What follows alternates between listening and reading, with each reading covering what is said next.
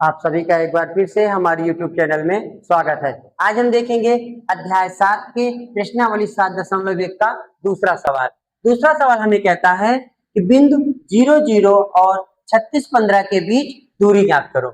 हमें दो बिंदु दिए गए हैं, एक बिंदु दिया गया है आपको 0 0 और दूसरा बिंदु दिया गया है 36 और 15। इन दोनों बिंदुओं के बीच हमें क्या करना है, दूरी निकालना है। तो हम क्या करेंगे, जो बिंदु दिए गए हैं पहले हम उसके लिए दो बिंदु बना लेते हैं। एक मान लीजिए ये क्या हो गया P और ये क्या हो गया Q। इन P Q के बीच में हमें क्या करना है, दूरी निकालना है। हमें P का निर्देशांक पता है 0 0 है और हमें Q का निर्देशांक पता है 36 और 15 है। ठीक है, मतलब कहने का जो पहला निर्देशांक है वो P का, जो दूसरा निर्देशांक दिया हुआ हम मान लिए Q का। इन दोनों के बीच की हमें क्या निकालना है, दूरी। अब जो पहला निर्देशांक होता है उससे हमें x1 और y1 की वैल्यू मिलती है और जो दूसरा निर्देशांक होता है उससे हमें x2 और y2 की वैल्यू मिलती है। तो पहले से हमें x1 का मान मिल जाएगा 0 और y1 का मान भी मिल जाएगा 0। x1 का मान 0 और y1 का मान 0। क्यों? क्योंकि पहले निर्देशांक से हमें x1 और y1 का मान मिलता है। दूसरा जो निर्देशांक दिया गया है उससे मुझे x2 की वैल्यू मिल जाएगी 36 और आपको y2 की वैल्यू मिल जाएगी कितनी, 15। ठीक है, मतलब x1 y1 x2 y2 इन चारों की वैल्यू हमें दिए हुए निर्देशांकों में से मिल गई है। अब हमें इनका क्या निकालना है, दूरी। जो दूरी का फॉर्मूला होता है, दूरी बराबर होता है under root x2 minus x1 का whole square plus y2 minus y1 का होल स्क्वायर। मैंने आपको पिछले वीडियो में बताया था कि अगर आपको फॉर्मूला याद करना है तो उसका तरीका अपनाइए, बड़े में से छोटे को घटाइए, मतलब x2 में से x1 को घटाइए और उसका स्क्वायर करिए, y2 में से y1 को घटाइए और उसका स्क्वायर करिए। इसके बाद इन दोनों को स्क्वायर करने के बाद आपको बीच में क्या लगा देना है, प्लस, और ये पूरा किसके अंदर रहेगा, अंडर रूट के अंदर रहेगा। ठीक है, अब दूरी किसकी निकाल रहे हो आप, PQ की। तो अब दूरी की जगह क्या लिख सकते हो, PQ। ठीक है, अब ये जो अंडर रूट लगा है अभी अपना लगा रहेगा। जो x1 की वैल्यू है, जो y1 की वैल्यू है, जो x2 की और y2 की, इन चारों का मान हम इस समीकरण में लाके रख देंगे। x2 की वैल्यू क्या दिया है आपको, 36 और x1 की वैल्यू क्या दिया है, 0 स्क्वायर प्लस y2 की वैल्यू क्या दिया है 15 और y1 की क्या दिया है 0। इसका भी क्या कर देंगे, स्क्वायर। अब आपका PQ वही रहेगा, बराबर वही रहेगा अंडर रूट 36 और माइनस उसमें 0 लिखा हुआ है, तो 36 में अगर 0 घटेगा तो आपका क्या आएगा 36 इसका स्क्वायर। 15 में अगर आप 0 को घटाएंगे तो क्या मिलेगा आपको 15, तो 15 का स्क्वायर यही लिखा हुआ है। ठीक है, PQ आपका देखिए वही है, बराबर।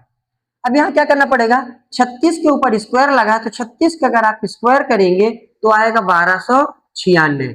स्क्वायर का मतलब होता है 36 का 36 से गुणा करेंगे तो क्या मिलेगा आपको 1296 प्लस, अब 15 के ऊपर भी स्क्वायर लगा हुआ है तो 15 का अगर आप स्क्वायर करेंगे मतलब 15 का 15 से गुणा करेंगे तो आपको मिलेगा 225।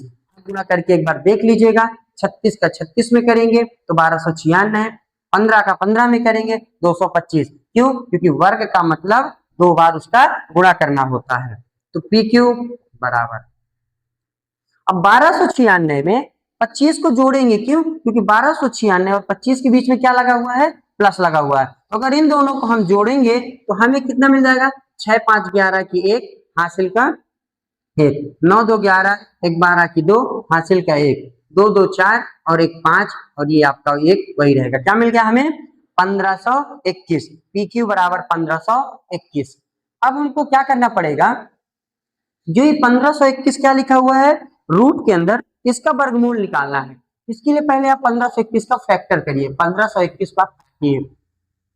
लास्ट में 0 2 4 6 8 नहीं दिख रहा है, मतलब ये 2 से नहीं कटेगा, इसको हम 3 से काटेंगे। 3 बचे 15 और ये 2 है तो भाग नहीं जाएगा तो 0 और 21 बन गया, 3 से 21। अब 3 से काटेंगे तो 3 एक कम 3, 2 बचा 20 बन गया, 3 18, 2 बचा 7 है तो 27 बन गया, 3 नमा 27। अभी भी हम किससे काटेंगे, 169 है, 169 आपका 13 से कट जाएगा, 13 का 13 में करोगे डिवाइड तो कितना आ जाएगा 169, और 13 आपका कट जाएगा 13 से। देखिए एक ये 3 का जोड़ा बन गया और एक किसका जोड़ा बन गया 13 का। तो आप काम करिए पहले इनकी फैक्टर को रूट के अंदर लिख दीजिए, 3 गुणे 3 गुणे 13 गुणे 13। हमने जो 1521 के गुणनखंड को निकाला वो हम रूट के अंदर लिख दे, क्योंकि रूट में 1521 लिखा था, उसका गुणनखंड ये होगा। ठीक है, अब आप क्या करोगे, PQ क्या है लिखा रहने दोगे, अंडर रूट आपका वही रहेगा।